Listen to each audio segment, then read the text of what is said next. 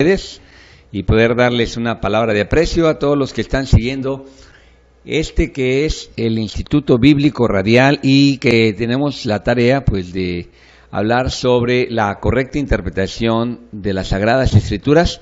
La hermenéutica es una ciencia que lleva leyes, una ciencia que está destinada a ayudarnos para aclarar los textos antiguos.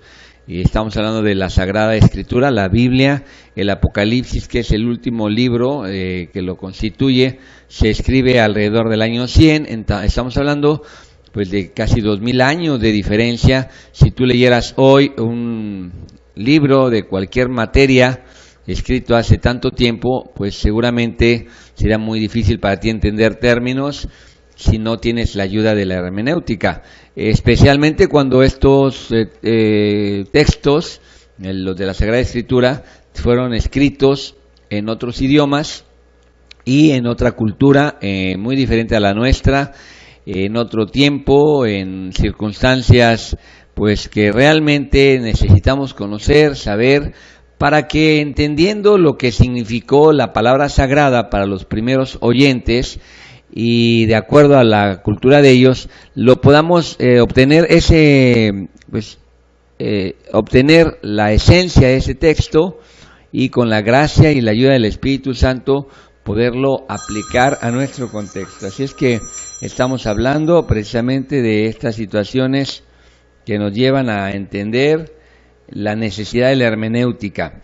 Y estuvimos hablando ayer ya de las ventajas que tuvo el idioma hebreo, el idioma griego, en el desarrollo de la escritura, cómo esto permite, ¿verdad? Ahora el que fueron dos lenguas muy especiales que nos trajeron que pudieron darse a la tarea de conocer lo que es el texto sagrado y de esta manera pues estar en conexión con lo que significa para nosotros. Aparte del estudio pues que estamos haciendo, ¿verdad? Este estudio que nos ayuda pues a conocer, a saber pues que estos idiomas fueron adecuados precisamente para esta tarea, pues ahora nos lleva a decir, bueno, ¿cómo vamos a hacer nosotros? Ya tenemos el texto, ya sabemos que es un texto que vamos a trabajar con él. ¿Cómo lo vamos a hacer? ¿Cómo vamos nosotros a poder, cómo iniciamos la exégesis, la interpretación? ¿Cómo entramos? Pues hoy vamos a empezar ya a trabajar sobre, de acuerdo al método gramático histórico, cuáles son las reglas, y vamos a empezar para todos que están anotando. Ya el día jueves tendrán estos apuntes, pero disponibles aquí, pueden llamar a la radio, van a tener las lecciones de las 15 lecciones que vamos a llevar de la semana, por lo menos las 10 primeras las van a tener ustedes, pero todos aquellos que están listos para aprender, vamos a irnos de manera pausada.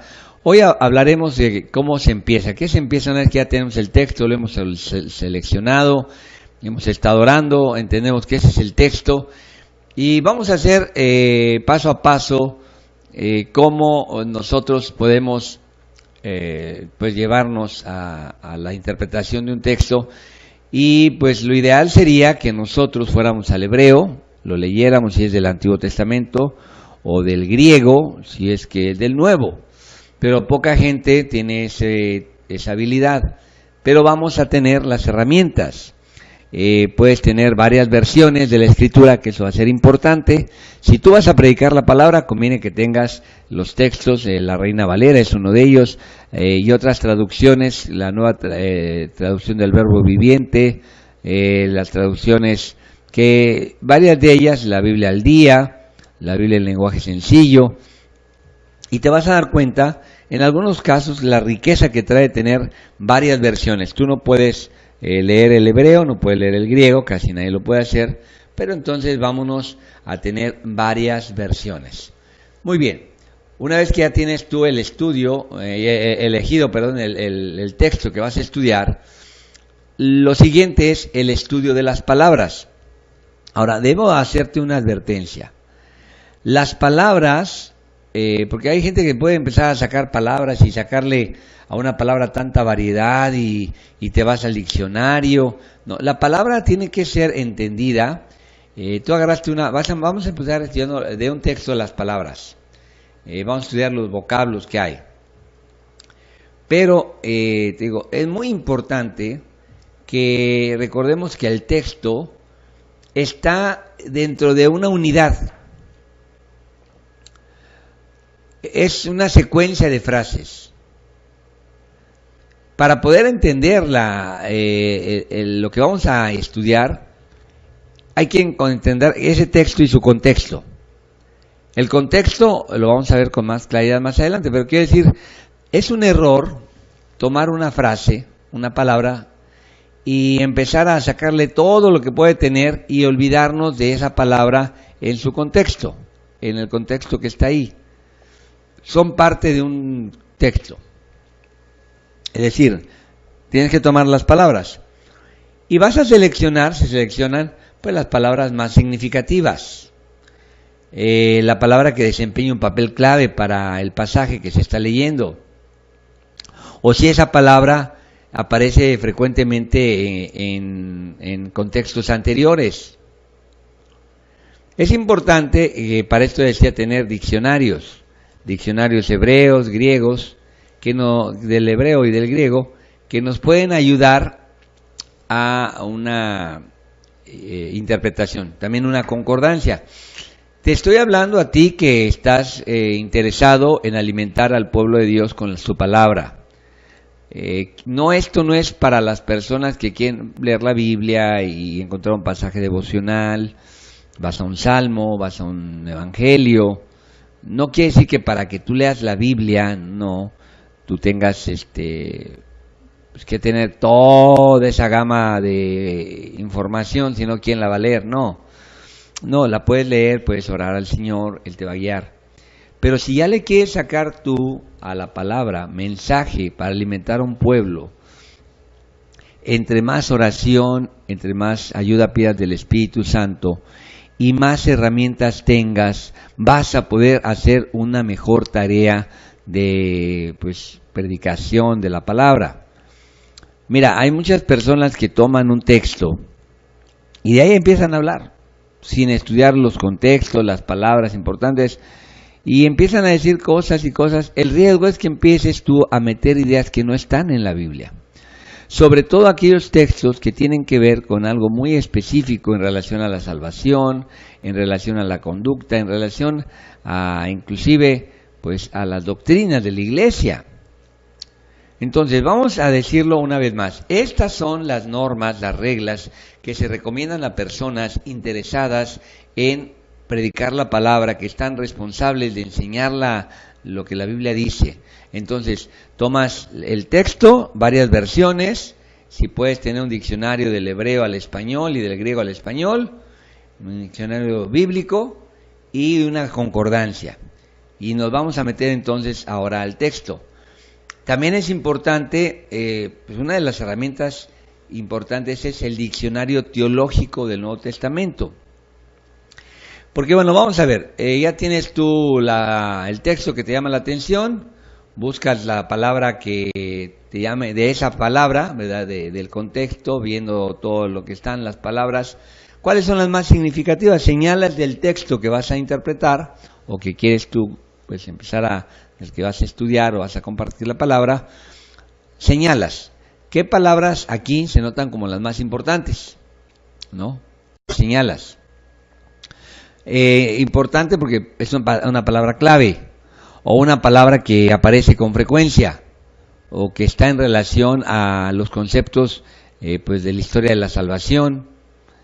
Es importante esto, ya tienes tus diccionarios. ¿Y por qué? Porque hay palabras que si tú vas al texto vas a encontrar palabras que originalmente tenían un significado, pero con el tiempo esas palabras fueron enriqueciéndose. Por ejemplo, mira, la palabra en el griego para hablar de el testigo, un testigo, esa palabra, ¿qué es un testigo? Bueno, alguien que vio algo. Me seréis testigos. Un testigo es el que dice, sí, yo vi esta situación, me consta, yo doy la palabra que así fue. Pero la palabra testigo en el original griego es mártir. Y hoy la palabra mártir ha ido avanzando porque todos los que eran testigos de Jesucristo, que testificaban que Él había resucitado, decían, persigan a los testigos, los perseguían, traigan esos testigos, llévenlos ante el emperador. Y le decían a esos testigos, ustedes dicen que ustedes testifican que un muerto resucitó y que es el Señor. Cancelen eso. No podemos. Somos testigos, nos consta, nosotros lo vimos, nosotros conocimos a los primeros discípulos, nos consta que Él resucitó, somos testigos de eso. Renuncien a ese testimonio, no renunciamos. Bueno, llévenlos al circo y ahí en el circo los matan, los llevan a los leones, los despedazan. Entonces la palabra testigo de los primeros cristianos, que ellos avalaban que había resucitado Jesucristo y que era el Señor de sus vidas, de eso testificaban, por eso morían. Y hoy la palabra mártir, que es testigo en el original, pues significa, para nosotros hoy, en el español, si tú vas a un diccionario en español, vas a encontrar que la palabra mártir es la persona que muere por amor a Jesucristo en defensa de su fe. O ya más adelante la palabra mártir es al que muere por defender algo, una convicción, por defender pues a un aspecto desde religioso, político, etcétera. Entonces, por eso es importante entender la necesidad de estas herramientas, de estos diccionarios, porque si tú lees en el original dice testigo, pero realmente si le pone la connotación, y me seréis testigos, ¿qué significa? Me seréis mártires, estaréis dispuestos a dar vuestra vida por mí, por la fe. Para muchas personas en algunas partes del mundo musulmán, ser un testigo es ser un mártir. Si te paras en una plaza donde, por ejemplo en Irán o en Arabia Saudita, donde no se permite ni que lleves, si alguien lleva una Biblia le cortan la mano, sin preguntarle. Entonces tú te paras ahí en una plaza de esas, donde están los extremistas, dices, yo quiero decirle que soy testigo de que Jesucristo es el Señor de mi vida, pues en ese momento mueres. Ahí a la palabra, eres un testigo que en el original quiere decir mártir, y pues vas a morir. Aquí la palabra testigo pues no tiene la misma connotación. Yo soy testigo de Jesucristo. Alguien dice yo soy testigo de Jehová. Pues sí, pero el original sería mártir. Entonces, es importante por eso que algunas palabras con el tiempo adquirieron una carga a través del cristianismo que es importante tener. Entonces tú cuando vas a un diccionario y encuentras esto, la palabra mártir quiere decir testigo, pero debido a que los primeros cristianos, al ser testigos, eso era igual a morir, pues ya la palabra mártir ha tomado un significado y esto te va a dar una idea mejor de lo que estaban dispuestas a pagar las personas por ser testigos. Hoy te preguntan, ¿tú eres testigo de Jesucristo? Sí, dices. Pero en este contexto que tenemos, no va al martirio, pero es importante. ¿Por qué? Bueno, porque cuando lees estas herramientas, por ejemplo, al conocer una palabra que es la palabra oikos, en el original griego, oikos significa casa. Si tú dices, mi casa, oikos, pues estamos entendiendo de una morada, de una habitación. Pero, por ejemplo, en la Biblia dice Pablo, salúdame a los de tu casa. La palabra casa en ese entonces tenía el significado de familia. Salúdame a los de tu familia. ¿Tienes alguna idea, no? Salúdame a los de tu casa. Pues salúdame a los de tu familia. Pero cuando el texto dice, cree en el Señor Jesucristo y serás salvo tú, tu casa, pues salvo mi casa. ¿De qué va a ser salva mi casa? Pero si entendemos que en ese entonces, casa quiere decir familia, cree en el Señor Jesucristo y serás salvo tú y tu casa. Sería creer en el Señor Jesucristo y serás salvo tú y tu familia. De hecho, algunas personas así lo entienden. Quien va a ser salva no es tu casa. ¿Salva de qué? ¿De una hipoteca? ¿De un incendio? No. Tú y tu familia. Pero aquí es otro importante sentido la palabra Señor. Cree en el Señor, si tú vas al original, porque mira, aquí la palabra es un apelativo. El señor Martínez, el señor Manuel, el señor Alfaro, estado civil, joven, señor, pues te da la idea que es una persona adulta, ¿verdad? Un joven, un señor. Él es el señor Juanito. Pues ya habla de, cuando hablas así de diminutivo, ha de ser alguien grande ya de edad. Pero si tú vas a un diccionario teológico, vas a encontrar que la palabra que traduce Señor es Kyrios. Pero aquí Kyrios es la palabra que en el Nuevo Testamento, Kyrios, que es griego, cuando se hablaba del Eterno, del Señor de Gloria, del Dios poderoso, es el Kyrios. Entonces, cuando está diciendo esta escritura, mira, lo importante de conocer este análisis. Vamos a hacer un análisis de cree en el Señor Jesucristo y serás salvo tú y tu familia. ¿Qué significa? Pues mira, muchas veces se usa mal porque no se conoce a fondo la profundidad. Mira qué hermosa es la palabra cuando vamos al fondo. Tú le dices a una persona, cree en el Señor Jesucristo y serás salvo tú y tu familia. ¿Y qué tengo que hacer? Acepta a Cristo como tu Salvador y como tu Señor. A ver, vamos a hacer una oración. Repite conmigo. Yo, hasta como robotito. Yo, declaro que Jesucristo es mi Señor. Amén. Y le empiezas a decir, ya que dijiste esto, ya que lo dijiste con todo tu corazón, tu familia va a ser salva también. Gracias a Dios, allá en los cielos, un pecador que ahorita hay fiesta, ya está tu nombre inscrito en el libro de la vida. Porque tú acabas de decir que Cristo es el Señor. Y nadie le dice a Cristo Señor, si no es por el Espíritu Santo. Y entonces tú ya eres salvo y tu familia también. Decláralo en fe.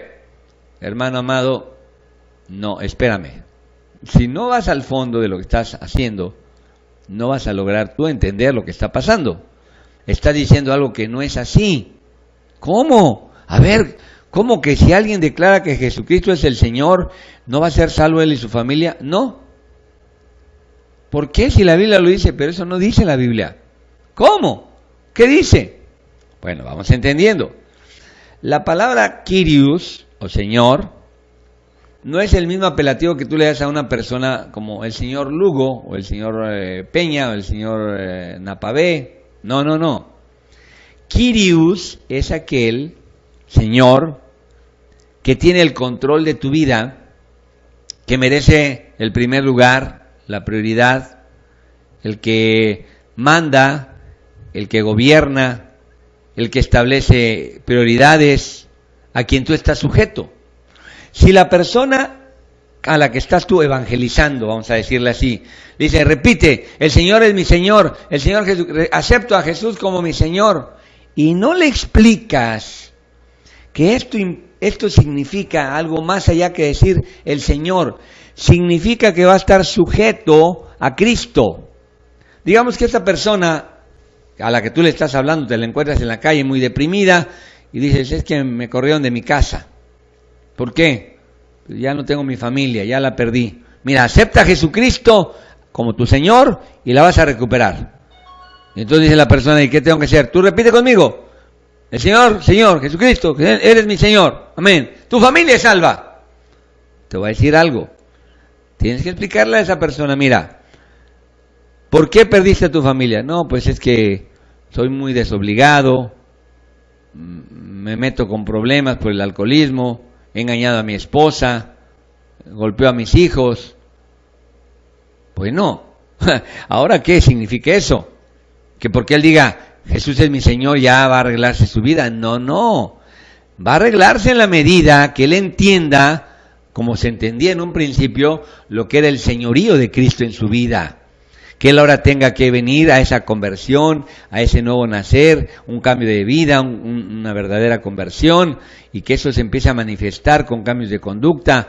El Señor se aparta de los vicios, el Señor busca trabajo, el Señor va, pide perdón, el Señor restablece una relación correcta, donde a través de mostrar evidencias, va, pide perdón a su esposa, pide perdón a sus hijos, paga sus deudas.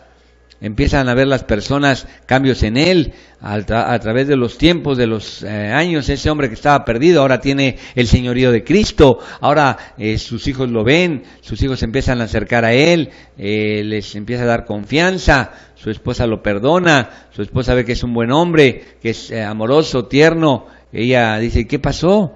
Es que acepté a Jesús como mi Señor. ¿Y cómo es eso? Pues Él cambió mi vida, Él me hizo ver que era una bestia, me hizo ver que era vil, miserable, que te había faltado el respeto, que te había maltratado, que te había sido infiel, y me hizo ver que estaba yo equivocado, y ahora, como lo sigo a Él, te amo, te bendigo.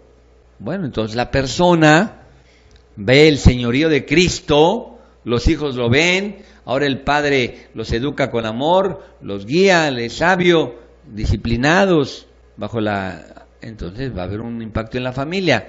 No porque la persona repita verbalmente Jesús es mi Señor, si no entiende lo que es el señorío. Esa es la ventaja de un diccionario, de irte al fondo de las palabras. Entonces, ¿quién eres, Señor? Dice Pablo. Soy a quien tú persigues. ¿Quién eres, mi Kyrios? Mi maestro, mi gobernador, mi Dios. ¿Quién eres? Señor mío, Dios mío. No es nada más el término Señor. Por eso mucha gente dice, pues él ya aceptó a Cristo como su Señor. ¿Y cómo fue? Pues dijo una oración, acepto a Cristo el Señor de mi vida.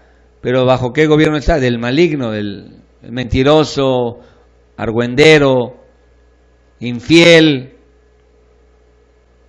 perezoso, negligente. Por eso la Escritura también declara, ¿por qué me dices Señor y no me obedeces? No todo el que me diga Señor va a entrar. Porque ahí está entonces la aclaración del mismo texto.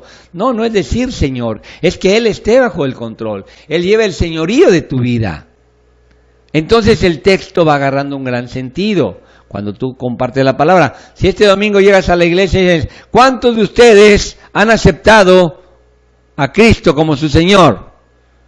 Y levantan la mano todos, pues todos la van a levantar. Y luego se empieza a decir, bueno, ¿quién está bajo su voluntad, su señorío? ¿Quién obedeció esta semana? ¿Quién fue obediente? ¿Quién fue fiel a Él? ¿Quién buscó su voluntad? Y se empiezan a bajar las manos. Y cuando vienen a ver, nadie levantó la mano. ¿Y cómo dicen que Jesús es el Señor y hacen lo que quieren?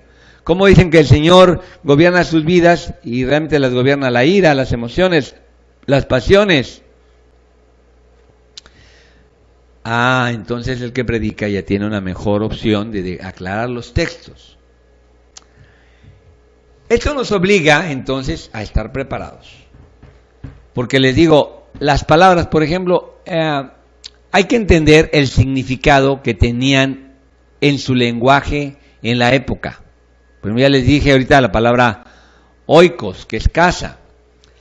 Les voy a dar otro ejemplo. Todo esto, amados hermanos, lo vamos a encontrar con las herramientas. Porque voy a platicarles ahorita de algunas palabras. Voy a darles algunos ejemplos cómo se hace esto.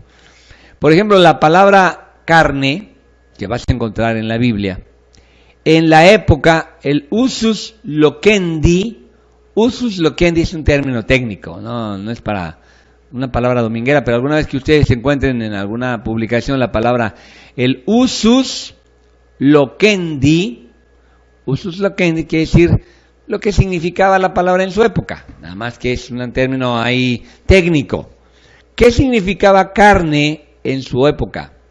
Bueno, en la época que se escribe el Nuevo Testamento, la palabra carne tenía varias connotaciones, y de acuerdo a esas connotaciones se debe entender qué aplicar en cada texto.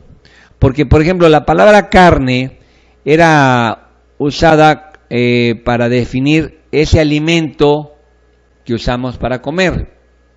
Por ejemplo, la carne de pescado, carne de pollo. Bueno, se usaba también eso.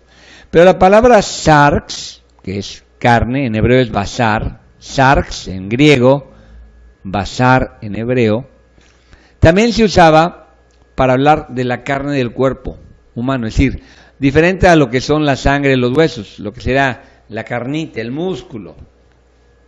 También eso era. Se usaba sarx para hablar del cuerpo humano. O para hablar del cuerpo humano en total. Tu carne, decían. Esa tu carne era decir, ese es tu cuerpo. Pero también se podía usar para hablar del conjunto de la humanidad. Por ejemplo, y fue destruida toda carne en el diluvio, está diciendo toda la humanidad. Entonces mira, la palabra sarx, carne, en el Nuevo Testamento, en esa época, tenía varios sinónimos. Carne para hablar de la carne que se usa como alimento para nosotros, con mi carne, la carne del cuerpo humano, que significa, en este caso, pues el músculo, ¿verdad? O hablando del cuerpo humano en su totalidad, de la humanidad, o de lo que es perecedero. La carne es decir, es algo transitorio.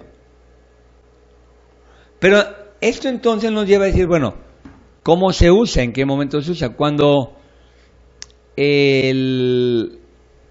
Juan usa ese término. Bueno, los evangelios usan.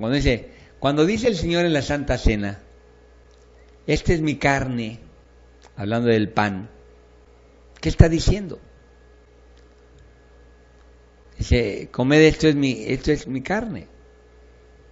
¿Estaba comiéndose la carne de Jesús? No. ¿El pan qué era? Y aquí es donde tenemos que entender el término carne. Porque aquí lo que se está haciendo es aplicando en esta ley que estamos hablando, conoces una palabra, la buscas, y esta palabra que tú buscas, pues ahora buscas el significado que tiene en su momento, ya señalaste la palabra carne, y pues ahora la palabra que tú tienes, vas a ver cómo se utiliza.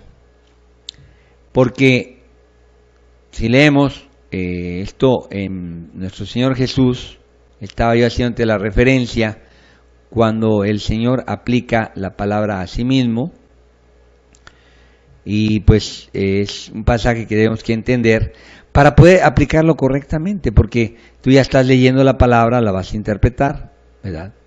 Y el Señor pues te va a guiar a través de este estudio. ¿Qué dice el Señor? Nos habla precisamente de esto.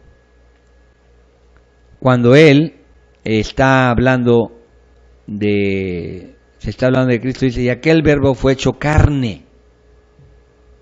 Pues fue hecho una persona humana. Yo soy el pan vivo que descendió del cielo, si alguno comiere de este pan vivirá para siempre, el pan que yo daré es mi carne, la cual yo daré por la vida del mundo. Él está hablando, Él va a dar su persona. ¿Qué significa esto de que comas su carne? Porque los judíos se peleaban por eso. Jesús dijo, de cierto digo, si no coméis la carne del Hijo del Hombre y bebéis su sangre, no tenéis vida en vosotros. Oh, y eso fue muy duro para ellos. ¿Cómo comer carne? Imagínate los judíos que no comían ni carne de animales, de ciertos animales, ahora comer la carne de una persona. Pero ahí ellos, obviamente la palabra carne está hablando el Señor, de asimilarlo a Él como se asimila un alimento, sus enseñanzas, a asimilar su espíritu, asimilar ese modo de vida de Él. Estamos hablando de la palabra carne, porque entonces te va a dar una idea más clara de estos términos. Ahora, la palabra carne, cuando lo usa Pablo, por ejemplo, en el texto de Romanos o en Gálatas, manifiestas son las obras de la carne. Ahí la palabra carne para Pablo, especialmente en algunos términos, en Pablo, le da un sentido diferente. Carne para Pablo es esa naturaleza del hombre caído, del hombre que está apartado de Dios, ahí donde se asienta el pecado, ahí donde está la raíz y el origen de todas las obras malas. Carne no es una parte del hombre, en Pablo, sino es el hombre sin Cristo. Para Pablo, entonces, este término manifiesta son las obras de la carne, porque la carne no puede heredar el reino de Dios. Está hablando de un uso que le da Pablo. Es decir, el conocer esto nos va a ayudar, porque Pablo, cuando está hablando de este término de carne, tú ya vas al diccionario, te llamó la palabra carne la atención y entiendes tú que aquí puede ser un conjunto de situaciones. Cuando dicen, Pablo en Corintios, por ejemplo, le dice, si que tú comas carne es ocasión de caer a tu hermano, pues no la comas, vuélvete vegetariano. Ahí la palabra carne está diciendo pues, lo que comemos. Había gente que se espantaba porque alguien comía esos animales que habían sido sacrificados a los dioses, que normalmente estaban bien engordados, eran los de lo mejor, y luego ya que los sacrificaban los vendían. Ay no, lo sacrificaban a un ídolo, no lo puedo comer. Ya, Pablo, cómelo, no pasa nada. Pero si tu hermano se ofende, pues no lo comas. Está hablando de la carne ahí. Pero esto nos da una idea de cómo la palabra, cuando Jesús dice, el que no come mi carne, pues así lo dice claramente, no puede tener vida.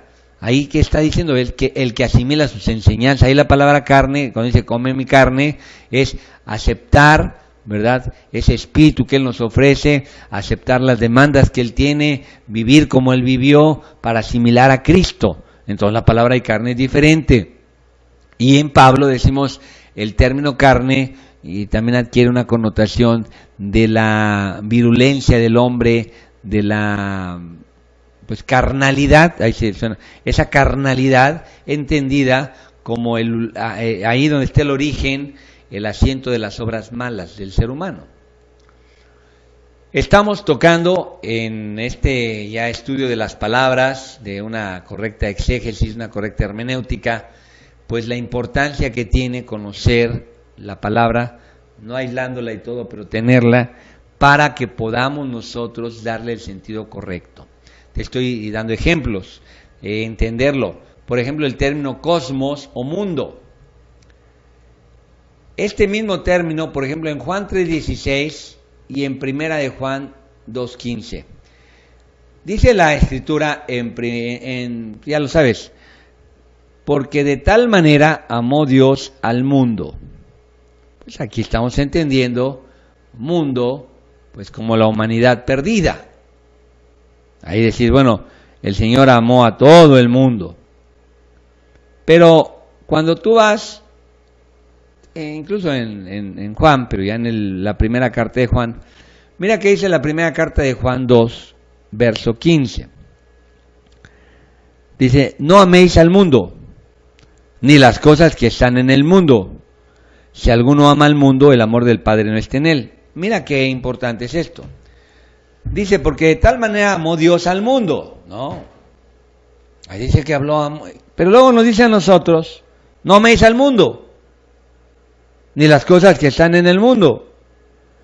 Si alguno ama al mundo, el amor del Padre no está en él. Oye, pero si el amor del Padre es para el mundo, si yo amo al mundo, no, pero aquí es importante.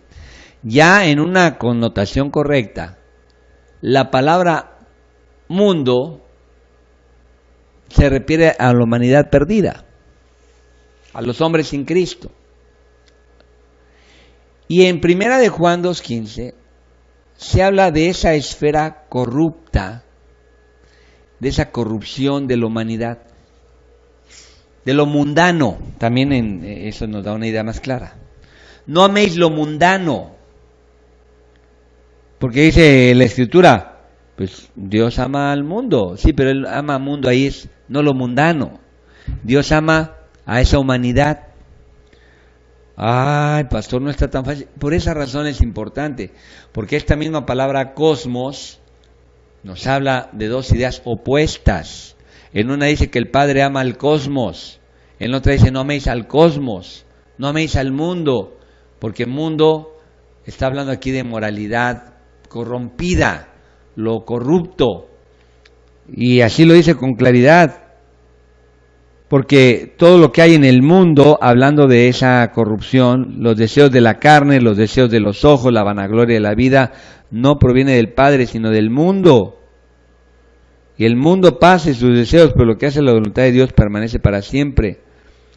El que ama al mundo se corrompe, pero hablando no del planeta, no de la humanidad, hablando de la carnalidad corrupta.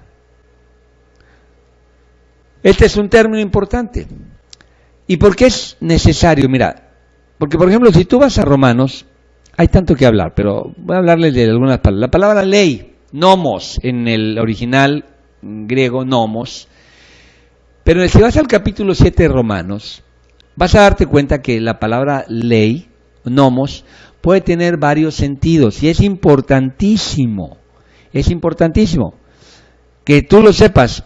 Ahorita te voy a dar cuáles son las reglas, porque hay palabras como esta que te estoy diciendo, que tiene la palabra carne, la palabra mundo y hoy la palabra ley. Estas tres palabras te voy a dar una idea de lo importante que es tener estas herramientas, porque pueden tener en aquel entonces pueden tener varios significados y se aplicaban de acuerdo al texto. Por eso es importante el texto y el contexto. Por ejemplo, en Romanos, si tú vas a Romanos 7, cuando se habla de nomos, Pablo habla de varias cosas.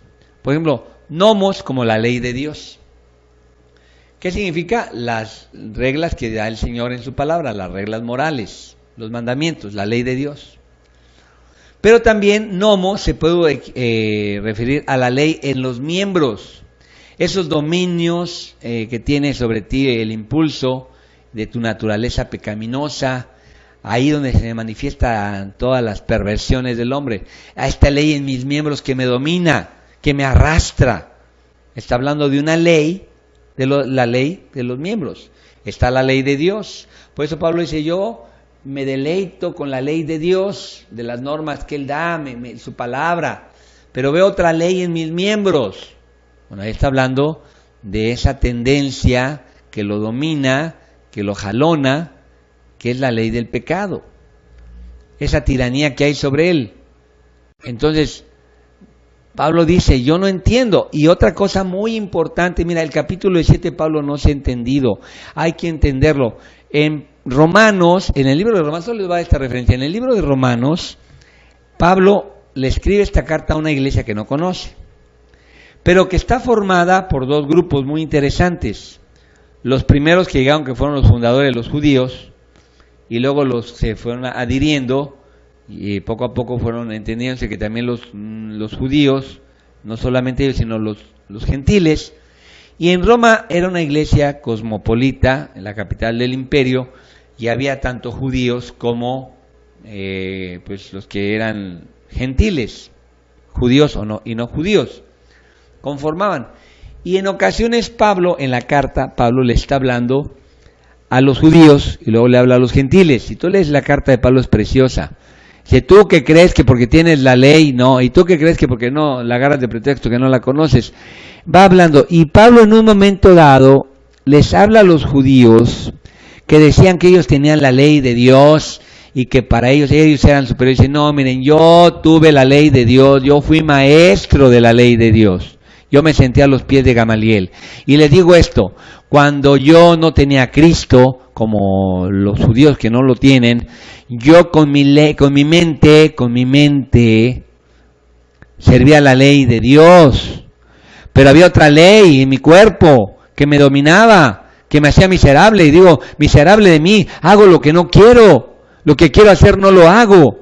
Ahí Pablo está hablando de su etapa cuando era legalista, cuando era fariseo, pero no era cristiano. Entonces dice, me doy cuenta, ¿quién me librará de esta ley que hay en mí? Miserable de mí, es una ley de muerte, la ley del pecado. Veo una ley que me domina, yo quiero hacer lo bueno y no lo hago. Hago lo malo que no quiero hacer, porque hay esta ley. Y ahí termina el capítulo 7, pero si tú lees el 8, dice, gracias doy a Dios, a mi Señor Jesucristo, porque Él me ha librado de la ley del pecado y la muerte y me ha llevado a otro nivel. Esto es importante, porque si no, mucha gente está viviendo en Romanos 7 pensando que es algo normal. Dice, bueno, ya lo dijo Pablo. Imagínate, Pablo, el gran escritor, el hombre, él mismo dice, pues que yo no me entiendo, lo que no quiero hacer eso hago, lo mismo que yo.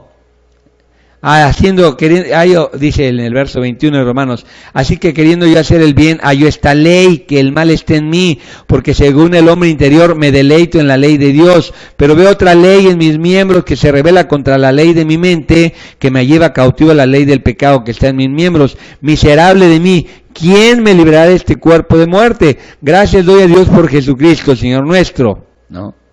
Así que yo mismo con la mente sirvo a la ley de Dios, pero más con la carne a la ley del pecado.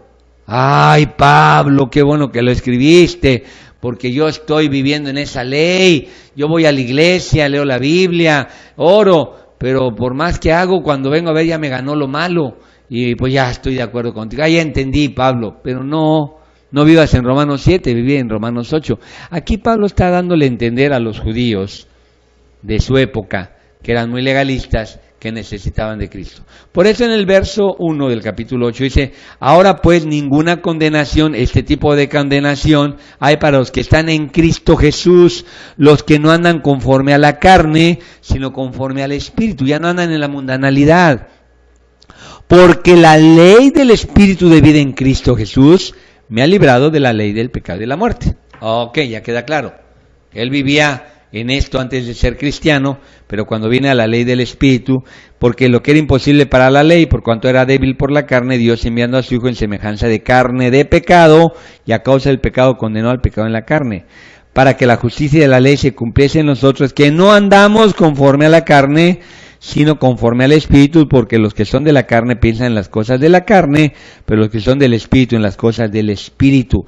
Entonces ya con todos estos conocimientos tú puedes decir, hermanos, aquellos que viven justificándose, que quieren hacer lo bueno pero no pueden y agarran de pretexto a Pablo, ustedes deben saber que una exégesis correcta nos lleva a nosotros a entender que en el libro de Romanos Pablo se dirige a los judíos que están presumiendo de que ellos son superiores a los gentiles. Dice Pablo, no lo son, porque yo como era maestro y maestro de la ley me di cuenta que tener la ley no era necesariamente suficiente, necesitaba la ley del Espíritu, que me libró de la ley de la carne, que aunque yo quería hacerlo bueno no podía. No puedes agarrar pretexto, porque mucha gente se confunde. Entonces, les estoy hablando de cómo las palabras pueden tener varios sentidos, de acuerdo a la época antigua, lo que era la palabra mártir, cómo fue cambiando, lo que era la palabra casa, cómo fue cambiando, pero también cómo el saber a través de estas herramientas, palabras que pues están ahí, tú las buscas, como la palabra carne, como la palabra mundo, carne que es sarx en el griego, basar en hebreo, y como el término cosmos puede tener estos sentidos, como la palabra nomos, que quiere decir ley, ¿verdad? Pero cuando hay varias acepciones, ¿cuáles son los principios para decir, bueno, cuál aplico? Bueno, aquí vienen, espero si no hoy, mañana lo termino, la siguiente, son 6 puntos. Primero, que el autor, hay que buscar el significado que le da el propio autor a sus palabras. Esto es básico. Mira, te voy a poner el ejemplo.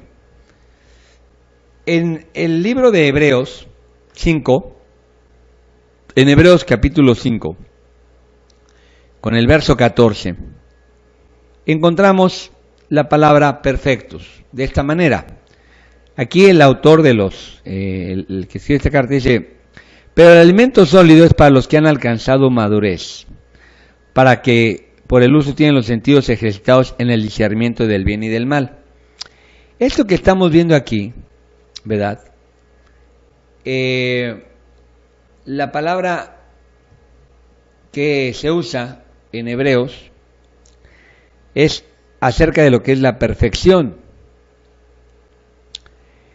Si tú vas a la escritura, en este libro, en el capítulo 5 de Hebreos, se nos habla a nosotros que Cristo, ¿verdad?, pagó nuestro lugar para hacernos perfectos. Porque dice, vino a ser autor de eterna salvación para que los que le obedecen. Y aquí entendemos, ¿verdad?, la palabra en el 5.14, pero el alimento sólido es para los que han alcanzado perfección. La Reina Valera lo traduce como madurez, pero en el original dice, este es alimento para los perfectos. Y dije, perfecto, bueno, para los que usan los sentidos ejercitándose en el correcto discernimiento del bien y del mal. Entonces ya la Reina Valera pone madurez, los que han alcanzado la madurez, porque en el original, en algunas Biblias, viene los que han alcanzado la perfección. Dice, no, perfecto, ¿quién? ¿Qué significa perfecto? Bueno, aquí perfecto significa el que ha usado los sentidos, está ejercitando por el uso los sentidos en el discernimiento entre el bien y el mal. Es decir, aunque el autor de Hebreos 5.14 pone la palabra, esto es para los que han alcanzado la perfección, que la Biblia Reina Valera atinadamente traduce como madurez, está hablando de aquellos que han encontrado a través del tiempo, del uso, el correcto discernimiento que le lleva a entender cuál es el bien del mal. Es decir, en el término perfecto, el mismo autor ahí está diciendo lo que él entiende por perfecto. Ahora, muchos términos están determinados también, el significado de estos términos, por frases que son complementarias. Porque, por ejemplo, cuando Pablo dice en Efesios que él nos encontró estando muertos, a vosotros que estabais muertos os dio vida. Hoy alguien que muere y sale a la vida, pues resucita, pero Pablo ahí mismo aclara, cuando dice ustedes estaban muertos, dice en delitos y pecados. Es decir, los términos a veces, como el número 1 en la primera regla, el mismo autor te aclara, ¿verdad? ¿Qué significa? Por ejemplo, a todos los que son perfectos, esto es aquellos que son maduros, y ahí te explica. El mismo autor, al hablarte del término, lo dejó claro. De hecho, te digo, por eso es importante tener varias versiones. Pero si tú en alguna versión encuentras que dice a todos los perfectos, ay, mira, pues está hablando de los maduros, ¿no? De acuerdo a lo que el mismo autor declara ahí. Pero en otras ocasiones, los términos son aclarados por ciertas frases de complemento. Por ejemplo, en Juan 7:38 dice, ¿verdad?, que el que cree en él, de su interior correrán ríos de agua viva. Pero inmediatamente después dice, esto dijo del Espíritu que habían de recibir los que creyeran en él. Muchas partes de la Biblia tienen textos y hay ciertas palabras. ¿Y porque qué es eso de que correrán ríos de agua viva? Bueno, eso significa el Espíritu que van a recibir. Ahí se está aclarando eso de que corren de ti ríos. No se entendería de manera textual, se sonaría como muy enigmático. Entonces, regla número 1, ¿cómo le das el sentido si hay palabras que tienen varias acepciones, ¿cómo le das el sentido correcto? Regla número 1, son 6 reglas. Número 1, estas reglas, la primera, es que muchas veces el autor ahí mismo te aclara lo que significa lo que él está diciendo. Te lo aclara, ¿no? Ahí dice, entonces lo traduce. Por ejemplo, Abba es el término con que en el hebreo los niños pequeños se dirigían al papá, pero Abba era como, Ab es padre, Abba es como papito. Entonces pone Abba y pone a un lado padre. Ya te está diciendo el mismo autor lo que eso significa. O te dice, te aclara. Segunda regla, que a veces el término va acompañado de ciertas frases complementarias, ¿no? Le estoy diciendo, y estando ustedes muertos en delitos y pecados, Él los dio vida. Bueno, ya te está aclarando que muerto significa vivir en la naturaleza espiritualmente corrupto o espiritualmente muerto. En otros casos, Pablo, Pedro, los apóstoles, los escritores, vas a encontrar que el sentido de la palabra se descubre por el contraste. Aquí hay un término que quiero que veamos. Por ejemplo, en 2 Corintios 5:2, Pablo habla de nuestra habitación celestial. ¿Cómo vamos a entender la palabra habitación celestial? Algunos dicen, bueno, está hablando del cielo, cuando ya nos vayamos al cielo, porque pues allá lo dice Apocalipsis 21, hablando del cielo. No, pero mira, si tú vas al texto de 2 Corintios 5:2 y tú lo lees y aplicas que Pablo en 2 Corintios 5:2 está hablando del cielo, de la morada eterna, pues vas a tener un problema en la interpretación. Por esto, porque mira, Pablo dice, gemimos deseando ser revestidos de nuestra habitación celestial. Entonces, gemimos por irnos al cielo, a un lugar, a un espacio donde estaremos con el Señor. Porque aquí, pues, habitación celestial te suena como el cielo. Pero si tú lees este pasaje, vas a encontrar en el verso, en la misma escritura, ¿verdad?, que hay un término que es contrastante, que habla de la morada terrestre, este tabernáculo. Y si lees, dice, pues, hablando precisamente de este tabernáculo, vas a darte cuenta de qué está hablando Pablo. Pablo nos está hablando de ese momento en que nosotros vamos a resucitar con un cuerpo nuevo. Este cuerpo físico se va desgastando. Una vez deshecho este tabernáculo, vamos a quedar redimidos por él. Aquí, habitación celestial, habla del cuerpo resucitado. Es decir, porque hace la comparación entre el cuerpo celestial y el cuerpo terrenal, la morada terrestre. Aquí Pablo usa dos contrastes, dos comparaciones. Quiero ser ya, gimo, dice, estoy gimiendo por mi morada celestial. Pero está hablando de que este cuerpo se va a quedar desnudo, va a morir y va a resucitar con un cuerpo nuevo. No está hablando del cielo, está hablando de la resurrección. Muy bien, estos son tres de los principios que vamos a ocupar cuando un vocablo, una palabra, puede tener varias acepciones. Tú, para poder encontrar el sentido, espero que esto nos esté siendo útil cuando pues esto tú lo apliques. Yo digo, el jueves primeramente Dios ya van a tener los apuntes para que ustedes vayan repasando estas notas, que se trata de que hagamos pues la mejor tarea. Les agradezco su atención, espero que esté siendo de utilidad. Mañana les voy a dar de estas reglas, pues son 6 reglas que usamos para que podamos saber de qué manera le damos el correcto sentido a las palabras. Algunas de ellas pueden tener pues acepciones varias, cómo alcanzamos la interpretación correcta. Que el Señor les bendiga, estamos en contacto, nos escuchamos, primeramente Dios, mañana.